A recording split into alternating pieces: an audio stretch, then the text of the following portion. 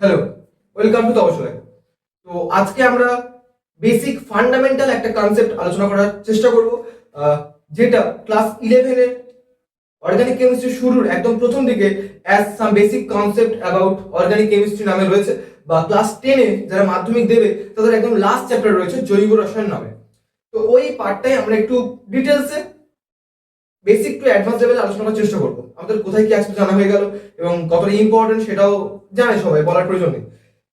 তো আমরা প্রাচীনকাল থেকে সায়েন্সকে আমরা যে বেসিক অর্গানিক কেমিস্ট্রি পড়বো, এর যে কেয়ার অফ, এর যে গার্জিয়ান কোথা থেকে আসে, তো সেটা জানার জন্য আমাকে সায়েন্সের বিভিন্ন রকম স্ট্রিমের সম্পর্কে একটু নামগুলো জানা উচিত। যে প্রাচীনকাল থেকেই মানুষ নিজেদের সুবিধার্থে সায়েন্সকে বিভিন্ন ব্রাঞ্চে ভাগ করেছে। কেন? কারণ একজন মানুষের পক্ষে সায়েন্সের প্রত্যেকটা স্ট্রিম বা প্রত্যেকটা ব্রাঞ্চ সম্পর্কে পারদর্শী হওয়া বা প্রত্যেকটা ব্রাঞ্চে সম্পূর্ণ দক্ষতা অর্জন করা is near to impossible. That's why science has been divided into various branch like physics, chemistry, biology, nutrition. এখানে ম্যাথামেটিক্স কথাটা বলার প্রয়োজন হবে না, কারণ mathematics is not a branch of science, it's a universal language, numerical language, যেটা প্রত্যেকটা স্ট্রিমের মধ্যে কাজে লাগে। সায়েন্সে সায়েন্টিফিক ভাবে কাজে লাগে, কমার্সেও অঙ্ক কাজে লাগে, মানে বিভিন্ন জায়গায় রয়েছে, সেটা আলাদা কথা। তো আমরা এই যে সায়েন্সের একটা উল্লেখযোগ্য ব্রাঞ্চ কেমিস্ট্রি, এই কেমিস্ট্রির আন্ডারে আরো কিছু ব্রাঞ্চ আছে। মানে আমরা যে কেমিস্ট্রি পড়ি, এই কেমিস্ট্রির চারটে ব্রাঞ্চ আছে, মেইনলি চারটে। আমরা এই বয়সে বা এই এতে দেখবো, এই পড়াশোনার মাস্টার্স লেভেল এটার পর্যন্ত দেখবো। এরপরে আরো অনেক ডিভিশন আছে। কেমিস্ট্রিকে চারটে পার্টে নরমালি আমরা দেখতে পাই বইয়ের পাতাতে। First physical chemistry, second inorganic chemistry, organic chemistry and analytical chemistry. আমরা এই অর্গানিক কেমিস্ট্রির আন্ডারে, মানে অর্গানিক কেমিস্ট্রি শুরু করতে চলেছি। মানে অর্গানিক কেমিস্ট্রি তোকে পড়তে হবে, তার আগে জানতে হবে অর্গানিক কেমিস্ট্রি কি। তো আমাদের টপিকের নাম বেসিক অর্গানিক কেমিস্ট্রি। মানে অর্গানিক কেমিস্ট্রি একবার শুরু কিভাবে করবো, যেমন আমরা পড়াশোনা করতে গেলে ফার্স্ট একদম ছোটবেলায় অ ক খ এবিসিডি এগুলো শিখেছিলাম, তো সেম ভাবে অর্গানিক কেমিস্ট্রি পড়তে গেলে আমার অর্গানিক কেমিস্ট্রি কিছু বেসিক জিনিস জানা প্রয়োজন। তো সেটাই আমরা আজকে আলোচনা করবো। অর্গানিক কেমিস্ট্রি কি? একটাই সেন্টেন্সে যদি অর্গানিক কেমিস্ট্রি ডেফিনেশন দিতে হয়, তো ইন জেনারেল আমরা বলতে পারি the systematic or scientific study of organic molecules or organic materials. কথাটা একটু লেখা উচিত, তারপরে তাকে আমরা এক্সপ্লেন করতে পারবো। দ্য সায়েন্টিফিক স্টাডি অফ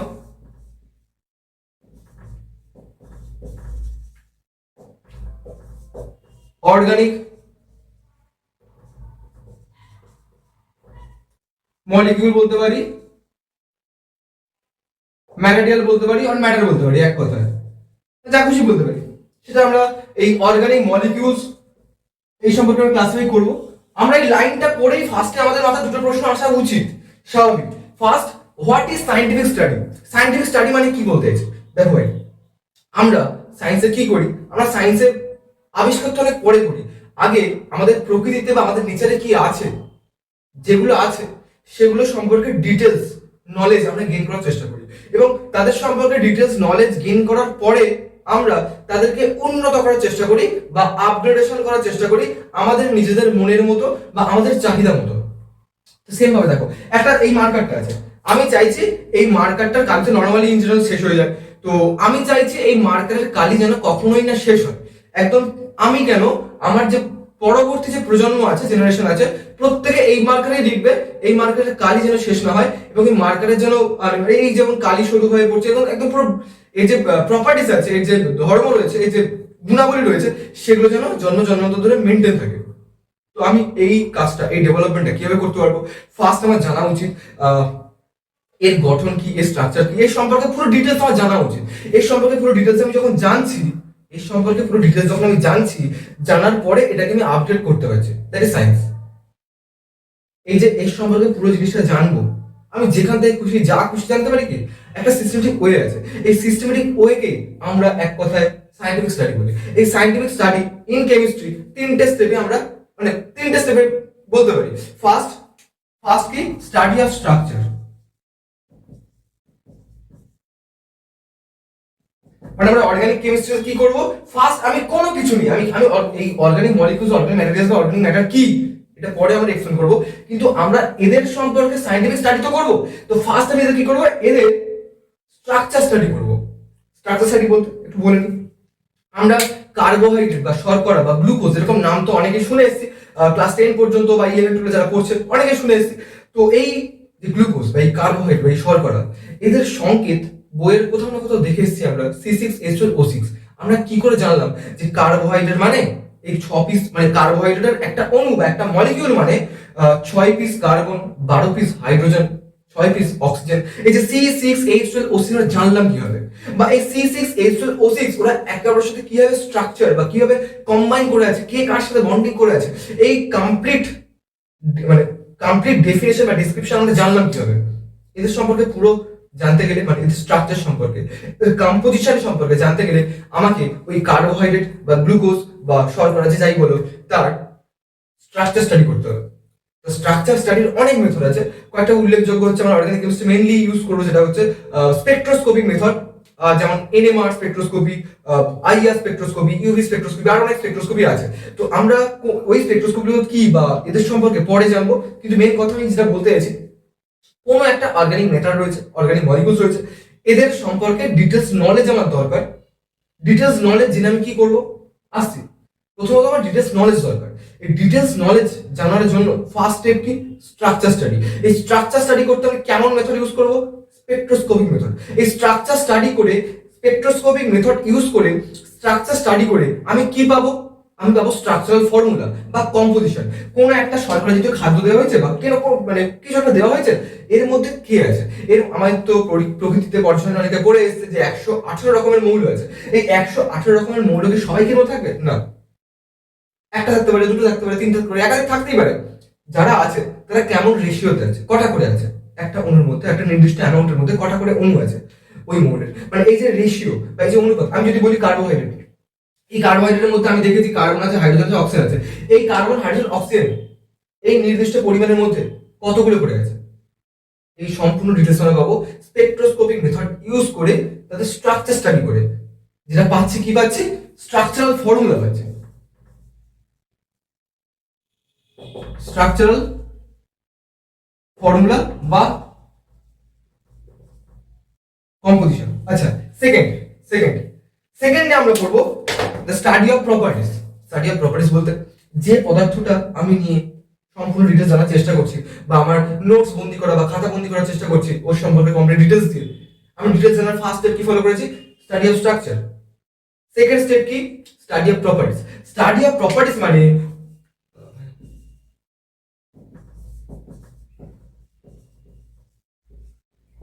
এই study of properties, study of properties মানে আমার জানা উচিত প্রপার্টিস কত রকম হয়। নরমালি প্রপার্টিস দু রকম হয়, আমরা ক্লাস 9-10 লেভেল পর্যন্ত সবাই জেনে এসেছি। একটু ওভারভিউ তো হচ্ছে, এগুলো প্রত্যেকেরই ভাই জানা, জাস্ট আমি একটু ধরিয়ে দিয়ে সামনের দিকে করার চেষ্টা করছি। তো একটু ফাস্ট বললে আমার মনে হয় অসুবিধা হবে। তো আমরা প্রপার্টিস মেইনলি ক্লাস 9-10 লেভেল পর্যন্ত জেনে এসেছি। নরমালি দু রকম হয়, একটা ভৌত ধর্ম, একটা রাসায়নিক ধর্ম। একটা ফিজিক্যাল প্রপার্টিস, প্রপার্টিস দু রকম হয়, একটা ফিজিক্যাল আর একটা কেমিক্যাল। ফিজিক্যাল কি, একটা পদার্থকে বাইরে থেকে দেখে, বাহ্যিকভাবে দেখে আমরা যা কিছু বলতে পারি, যেমন এর ভর কি আছে, এর কতটা জায়গা জুড়ে আছে, এর ক্ষেত্রফল বা আয়তন, এর মেল্টিং পয়েন্ট কি, মেল্টিং পয়েন্ট মানে কত টেম্পারেচারে এই কঠিন অবস্থা থেকে তরল অবস্থায় যাচ্ছে, এর বয়লিং পয়েন্ট মানে কত টেম্পারেচারে এই তরল থেকে গ্যাসিয়াস অবস্থাতে যাচ্ছে, এই মেল্টিং পয়েন্ট, এই বয়লিং পয়েন্ট, এর গন্ধ কি, এর রং কি, এর মানে এর ভর, মানে মেইনলি আমি যে ধর্মগুলো আমাদের 5টা ইন্দ্রিয় ব্যবহার করে বলতে পারবো, that's belongs to physical properties. যেমন আমি উদাহরণ দিয়েছি এক্ষুনি, ওর কালার, ওর অডিও, ওর স্মেল, মানে একই জিনিস, ওর মাস, ওর লেন্থ, ওর এরিয়া, ওর ভলিউম, ওর মেল্টিং পয়েন্ট, ওর বয়লিং পয়েন্ট, এগুলো সবই ফিজিক্যাল প্রপার্টিসের এক্সাম্পল। এরপর কেমিক্যাল প্রপার্টিস কি? কেমিক্যাল প্রপার্টিস হচ্ছে ওর অভ্যন্তরীণ ধর্ম। আমরা ওর সাথে রাসায়নিক বিক্রিয়া করিয়ে বা রাসায়নিক বিক্রিয়ায় ইন্টারাকশন করিয়ে আমরা ওর যে সমস্ত ধর্ম সম্পর্কে জানতে পারবো, যেমন ওর অ্যাসিডিটি, ওর বেসিসিটি, ওর অক্সিডেশন পাওয়ার, ওর রিডাকশন পাওয়ার, মানে এক কথায় ওর H+ নেওয়ার ক্ষমতা বা H+ দেওয়ার ক্ষমতা বা ইলেকট্রন নেওয়ার ক্ষমতা, ইলেকট্রন দেওয়ার ক্ষমতা। এই যে ক্ষমতাগুলোর কথা বললাম, এগুলো ওর কমপ্লিট ইন্টারনাল স্ট্রাকচারের উপর ডিপেন্ড করে। ওর ইলেকট্রন কতগুলো আছে ওর মধ্যে, এই পদার্থটার মধ্যে ইলেকট্রন কতগুলো আছে, ওকে দিতে পারে, ওর দেওয়ার কি প্রবণতা আছে, ও কি নিতে পারে? ও নেওয়ার প্রবণতা আছে? ও কি H+ আছে, দিতে পারবে অ্যাসিড? ও H+ নিচ্ছে কি? বেস। এই সমস্ত প্রপার্টিজ, অ্যাসিডিটি, বেসিডিটি, ডাক্টিলিটি, তোমার অক্সিডেশন পাওয়ার, রিডাকশন পাওয়ার, এই সমস্ত প্রপার্টিজ গুলো, এই সমস্ত ধর্মগুলো বিলংস টু কেমিক্যাল প্রপার্টিজ। তো আমরা একটা পদার্থের সম্পর্কে কমপ্লিট ডিটেলস জানতে চাইছি, ফার্স্ট আমি তার স্ট্রাকচার স্টাডি করেছি স্পেকট্রোস্কোপি মেথড ইউজ করে, তার স্ট্রাকচারাল ফর্মুলা মানে ওর কম্পোজিশন জেনেছি, ও কোন কোন মৌল দিয়ে এবং সেই মৌলগুলো কতটা করে পরিমাণে আছে এর মধ্যে, আমি স্ট্রাকচার স্টাডি করে এটা বুঝে গেছি। সেকেন্ড কি, ওরা নিজেদের মধ্যে যে কম্বিনেশন করে যে পদার্থটা তৈরি করছে, সেই পদার্থটা ধর্ম কি? ধর্ম বলতে দুরকম, একটা বৌদ্ধ ধর্ম, একটা রাশিক ধর্ম। ওর এই ধর্মটা, এই পদার্থটা সম্পূর্ণ বৈশিষ্ট্য কি? তো সম্পূর্ণ বৈশিষ্ট্য মানে ফিজিক্যাল প্রপার্টিজ এবং কেমিক্যাল প্রপার্টিজ জানার পর আমি এই পদার্থটার বিহেভিয়ার সম্পর্কে জানছি, এই পদার্থটার নেচার সম্পর্কে জানছি। আমি কি জানছি? এর স্টাডি অফ প্রপার্টিজ করে এর বিহেভিয়ার জানছি বা ওর নেচার জানছি। And the last step of scientific study is the study of reaction. আমরা এখানে অর্গানিক কেমিস্ট্রি পড়ছি, তো এক কথা বলতে পারি স্টাডি অফ অর্গানিক রিঅ্যাকশন। তো লাস্ট স্টেপ কি? স্টাডি অফ অর্গানিক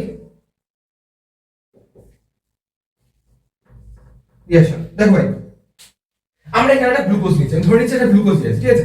আমি ধরে নিচ্ছি এখানে একটা C6H12O6 গ্লুকোজ আছে, ঠিক আছে? আচ্ছা, এই গ্লুকোজটাকে আমি বিভিন্ন রকম কেমিক্যাল কন্ডিশনে, বিভিন্ন রকম কেমিক্যাল সিচুয়েশনে দিচ্ছি, দেওয়ার ফলে ও তো একটা প্রোডাক্ট দেবে, বা কোন টেম্পারেচারে দেবে, কেমন তাপমাত্রায় দেবে, কতটা কোয়ান্টিটিতে প্রোডাক্ট দিচ্ছে, এই সম্পূর্ণ ডিটেলস যদি আমরা একবার স্টাডি করে নিতে পারি, আমি ওই গ্লুকোজকে আপগ্রেড করতে পারবো।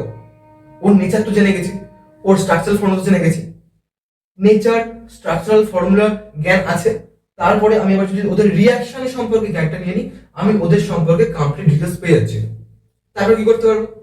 আমি গ্লুকোজকে ইউজ করে বা বিভিন্ন রকম অর্গানিক মেথড ইউজ করে আমি ন্যাচারাল প্রোডাক্ট বা ড্রাগস, পলিমার, এইগুলো নিজেরা ল্যাবরেটরিতে সিনথেসাইজ করতে পারবো। আমরা ল্যাবরেটরিতে দেখো, আমরা এই যে করোনার ওষুধ বানানো হচ্ছে, এই করোনার ওষুধ যে বানানো হচ্ছে, যে সমস্ত কম্পোনেন্ট ব্যবহার করা হচ্ছে, আমি না জেনে কি ব্যবহার করতে পারবো? মানে সায়েন্টিস্টরা না জেনে কি ব্যবহার করবেন? আগে সেই সমস্ত কম্পোনেন্ট সম্পর্কে ডিটেলস সায়েন্টিফিক স্টাডি হবে, তারপর সায়েন্টিফিক স্টাডি করার পর কোন কম্পোনেন্ট ওখানে ব্যবহার করতে পারবো, কতটা পরিমাণে ব্যবহার করতে পারবো, এই সমস্ত জ্ঞান আমাদের মধ্যে থাকবে সায়েন্টিফিক স্টাডি করার পর। তারপর আমরা ডেভেলপ করছি, কোনো নতুন জিনিস আবিষ্কার করছি। এই নতুন জিনিস আবিষ্কারেরই তো মানে এই সায়েন্সের মানে তো অ্যাকচুয়ালি নতুন কিছু ডেভেলপ করা। সায়েন্সের মানেই তো প্রকৃতিকে এগিয়ে নিয়ে যাওয়া, নেচারকে এগিয়ে নিয়ে যাওয়া। তো আমরা অর্গানিক্যালি মানে অর্গানিক ভাবে আমরা ফার্স্ট কোনো পদার্থ সম্পর্কে সায়েন্টিফিক স্টাডি করে আমাদের পরিবেশে যে জীবজ জগৎ রয়েছে তাকে এগিয়ে নিতে পারবো। তো আমার এই সায়েন্টিফিক স্টাডির মেইনলি তিনটে স্টেপ কি? Study of structure using spectroscopy method, mainly আরো অনেক মেথড আছে, ইউজিং স্টাডি অফ প্রপার্টিজ আমরা বুঝে গেছি, and the last study of organic reaction. তাদের বিভিন্ন রকম কেমিক্যাল কন্ডিশনে, বিভিন্ন রকম কেমিক্যাল সিচুয়েশনে তাদেরকে ইন্টারাকশন করিয়ে আমি তাদের কমপ্লিট রিঅ্যাক্টিভিটি নেচারও পেয়ে যাচ্ছি, কমপ্লিট রিঅ্যাকশন সম্পর্কে আইডিয়াও আসছে। এবারে আমি ওই পদার্থকে আমাদের নিজেদের চাহিদা মতো, নিজেদের মনের মতো যে কোনো জায়গায় মানে আমাদের যেখানে প্রয়োজন সেখানে আমি অ্যাপ্লাই করতে পারি বা ইন্ট্রোডিউস করতে পারি বা তাদেরকে ডেভেলপ করে এগিয়ে নিতে পারি। তো এইভাবে জীবজগৎকে এগোনো হবে। তো আমরা সায়েন্টিফিক স্টাডি মানে বুঝে গেছি কাদের scientific study? Organic molecules, organic materials and organic matter. এই এই এই লাইনটাই তো আমরা অর্গানিক কেমিস্ট্রি পড়ি, আমরা তো অর্গানিক কেমিস্ট্রি এটাই পড়ি। তো এটার মানে বুঝেছি, এটার মানে কি? অর্গানিক মলিকিউলস বা অর্গানিক ম্যাটার বা অর্গানিক ম্যাটেরিয়াল মানে কি? আমরা তো এই কমপ্লিট অর্গানিক কেমিস্ট্রিতে, সম্পূর্ণ অর্গানিক কেমিস্ট্রিতে এই অর্গানিক মলিকিউলস এদেরকে নিয়ে তো পড়বো, এদেরকে নিয়ে তো সায়েন্টিফিক স্টাডি করবো। এটা কি? অর্গানিক কম্পাউন্ড বা মলিকিউল বলতে পারি বা ম্যাটার বলতে পারি। এই অর্গানিক কম্পাউন্ড বা অর্গানিক মলিকিউল কি? দেখো, কোন বইতে আমরা পড়েছি যে organic compound is a chemical species that contains carbon, hydrogen and carbon carbon bonds.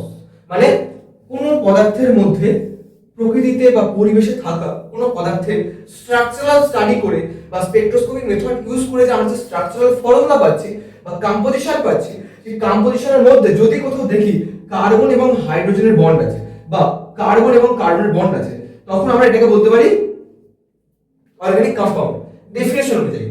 আবার কোন বইতে অর্গানিক কম্পাউন্ডের ডেফিনেশন দেওয়া রয়েছে যে কোন কম্পাউন্ড কার্বন কন্টেনিং হলে, মানে কোনো একটা পদার্থ প্রকৃতি থেকে বা পরিবেশ থেকে যে কোনো একটা পদার্থ তুমি নিয়েছো, সেই পদার্থকে আমরা স্ট্রাকচার স্টাডি করে যদি দেখি তার মধ্যে কার্বন আছে, তখন আমরা সেটাকে বলতে পারি অর্গানিক কম্পাউন্ড। তো বিভিন্ন বইয়ে বিভিন্ন রকম ভাবে ডেফিনেশন দেওয়ার আলাদা রকম রীতিনীতি আছে। তো আমরা মোরাল অফ দ্য স্টোরি একই কথা বলতে পারি, organic compound is a carbon containing compound. মানে অর্গানিক কম্পাউন্ড মানে কার্বন কন্টেনিং কম্পাউন্ড। আচ্ছা, অর্গানিক কম্পাউন্ডে শুধুই কার্বন থাকবে আর কিছু থাকবে না? হ্যাঁ থাকবে, অবশ্যই থাকবে। এখানে থাকতে পারে হাইড্রোজেন থাকতে পারে আর হেটেরো অ্যাটম থাকতে পারে, অবশ্যই থাকবে। Hetero atom carbon, oxygen, nitrogen, phosphorus আর এক্সেট্রা এক্সেট্রা। তো কার্বন মানে কার্বন অ্যাকচুয়ালি অর্গানিক কম্পাউন্ডের স্কেলেটন বানাবে। যেমন আমরা ঠাকুর যখন বানাই বা ঠাকুরের মূর্তি যখন বানাই, তখন ফার্স্টে আমাদের খড়, কাদা, মাটি বা তোমার চেলা দিয়ে আমাকে কাঠ বানাতে হয়। তো সেম ভাবে অর্গানিক কম্পাউন্ড যে বানানো হবে বা অর্গানিক কম্পাউন্ড যখন প্রিপেয়ার হবে, সিনথেসাইজ হবে, তাদের স্কেলেটন তৈরি হবে সেটা কার্বনের মাধ্যমে। তারপর তার অলংকার হিসেবে হাইড্রোজেন, অক্সিজেন বা বিভিন্ন রকম হেটেরো অ্যাটম পড়তেই পারে, ঠিক আছে? তো আমরা এখান থেকে মোরাল অফ দ্য স্টোরি বুঝলাম কি, অর্গানিক কম্পাউন্ড মানে carbon containing compound, carbon is the skeleton element.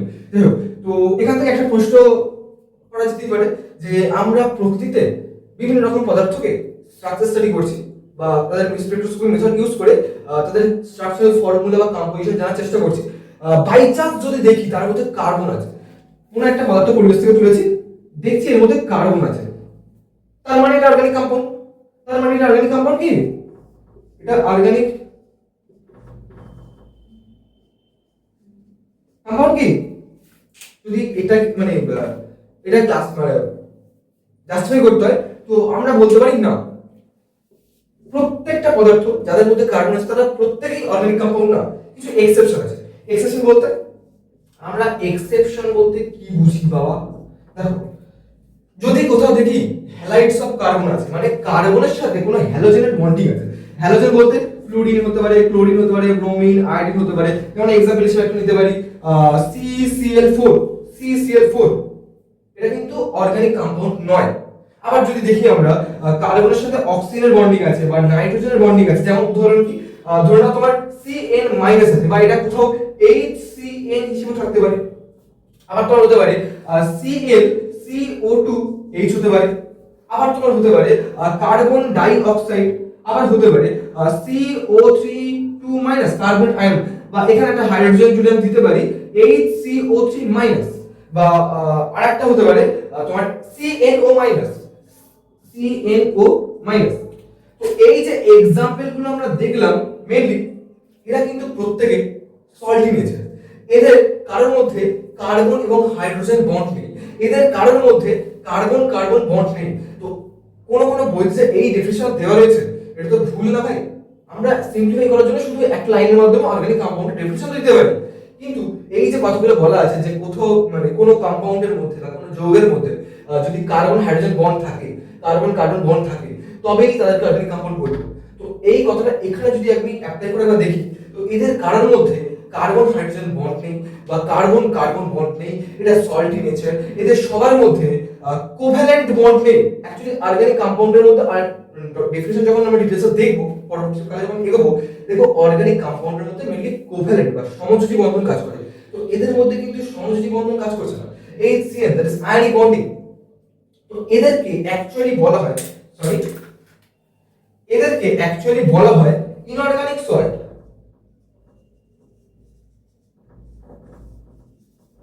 Inorganic salt and this does not belongs to organic compound. আমরা এই সমস্ত যৌগে, কার্বনের এই সমস্ত যৌগে স্টাডি বা সায়েন্টিফিক স্টাডি আমরা অর্গানিক কেমিস্ট্রির মধ্যে করি না, এদেরকে ইনঅর্গানিক সল্ট বলা হয়। আমরা এদেরকে ইনঅর্গানিক কেমিস্ট্রির মধ্যে পড়ব। তো যদি কোনো যৌগের মধ্যে কার্বন দেখি, আগে আমি জাজ করব ওই পদার্থটা ওই যৌগটা এরা নয় তো, মানে ইনঅর্গানিক সল্ট নয় তো। যদি ইনঅর্গানিক সল্ট না হয় তাহলে অর্গানিক কম্পাউন্ড।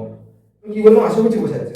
এখান থেকে বলতে পারি, এটা পুরোপুরি না কেটে আমি বলতে পারি যে কোন পদার্থের মধ্যে যদি আমি কার্বন দেখি, তার স্ট্রাকচার স্টাডি করে বা স্পেকট্রোস্কোপি মেথড ইউজ করে কম্পোজিশন বা স্ট্রাকচার ফর্মুলা জানতে পারছি। যদি তার মধ্যে দেখি কার্বন আছে, আগে আমি ফার্স্ট স্টেপ জাজ করব not a inorganic salt, then organic compound বলতে পারি আমরা। তো অর্গানিক কম্পাউন্ডের বেসিক ডেফিনেশন বা যা কিছু জানা উচিত ইন জেনারেল আমাদের, আশা করছি বোঝাতে পেরেছি। এন্ড নেক্সট প্রশ্ন, অর্গানিক কেমিস্ট্রি শুধুমাত্র কার্বন কন্টেনিং কম্পাউন্ড কেন? আমাদের পরিবেশে 118 রকমের মৌল আছে, তো এই 118 রকমের মৌলকে মানে 118 রকম মৌলের জন্য কি আমরা আলাদা আলাদা ব্রাঞ্চ করবো? অর্গানিক কেমিস্ট্রি মানে শুধু কার্বন নিয়ে পড়বো, আরো অনেক ব্রাঞ্চ করবো, মানে 118টা মৌলের জন্য কি 118 রকম ব্রাঞ্চ করলে হবে কেমিস্ট্রি? একেবারেই না। তো শুধুমাত্র কার্বনকে নিয়ে আলাদা রকম ব্রাঞ্চ করে কেন হলো? তো তার জন্য আমাকে কার্বন সম্পর্কে একটু ডিটেলসে জানা উচিত। তো আমরা